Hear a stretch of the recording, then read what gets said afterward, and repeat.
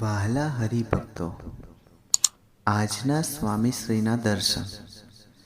અમારી આ જીગર સ્ટુડિયો ચેનલને લાઈક, શેર અને સબસ્ક્રાઈબ કરવાનું ભૂલતા નહીં. જય સ્વામિનારાયણ.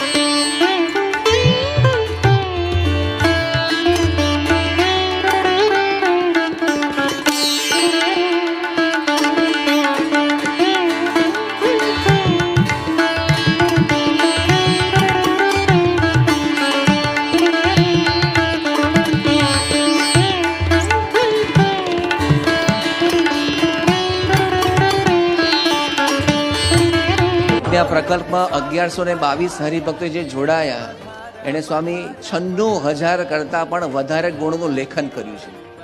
અને સાથે સ્વામી અત્યારે સંતો તમને એક હાર પહેરાવવા માટે આવે છે. હરિભક્તોએ સંતોએ પોતાના ડાયરીમાં તો ગુણો લખ્યા જ, પણ સ્વામી આપના સ્વાગત માટે સંતોએ સંતોના, સંતોએ હરિભક્તોના, હરિભક્તોએ સંતોના અને હરિભક્તોએ હરિભક્તોના સામે ગુણનું લેખન કર્યું છે. અને આ હારમાં કુલ 8,473 જેટલા ગુણો એ લખાયા છે સ્વામી. ટોટલ તમે સમય જો ને 1,08,000 કરતાં વધારે ગુણો આ સ્વામી સંતો હરિભક્તોએ ભેગા થઈને લખ્યા છે.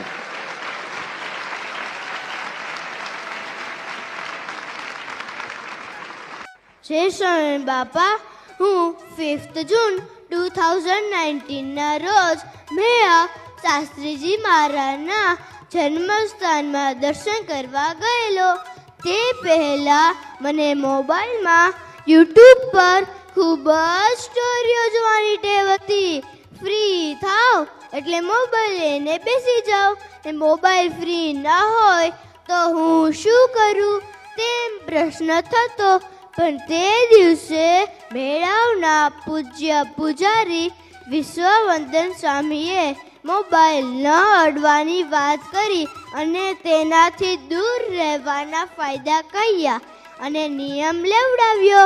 બસ એ સાક્ષાત્કારનું પ્રતાપ અને આપની કૃપાથી આજ સુધી મોબાઈલ અડવાનો વિચાર પણ નથી આવ્યો.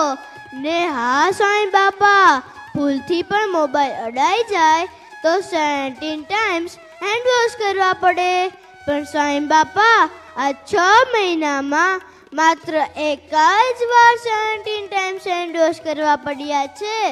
આ માત્ર આપની કૃપાથી શક્ય બન્યું છે. ને આ વાત જ્યારે મારા મિત્રોને ખબર પડી ત્યારે તે કહે, મોબાઈલ તો અમારો બેસ્ટ ફ્રેન્ડ છે, તેના વિના કેમ ચાલે? પણ બાપા, કારણ કે તે લોકો ઝાઝો સમય મોબાઈલ સાથે જ પસાર કરતા હોય. પણ સ્વામી બાપા, મેં પણ કહી દીધું, મારા સદાયના બેસ્ટ ફ્રેન્ડ મહાન સ્વામી મહારાજ છે. તે હંમેશા મારી સાથે રહે છે. છો ને મારા બેસ્ટ ફ્રેન્ડ? યસ, સ્વામી બાપા મારા બેસ્ટ ફ્રેન્ડ છે. જય સ્વામિનારાયણ. મિત્રો, આજે જ્યારે યુવા પેઢીને હું જોઉં છું, રખડતા હોય, બાલા મારતા હોય, કઈ ભવિષ્ય નિશ્ચિત નહીં, કઈ બનવાની ભાવના નહીં. આજે આટલા સારા સમારોહમાં આવ્યા છો તો દિલમાં એક સળગતી હા નહીં. આજે આ સભા પૂરી થાય ને ત્યારે આમાંથી કોઈક મને શહીદ ભગતસિંહને ચંદ્રશેખર આઝાદ ઉભા થયેલા જોઈએ છે. આ સભા પૂરી થાય ત્યારે આમાંથી એક નરેન્દ્ર મોદી ઉભા થવા જોઈએ. અને આ સભા પૂરી થાય ત્યારે આમાંથી રતન ટાટા અને ઇલાન મસ્ક તૈયાર થવા જોઈએ.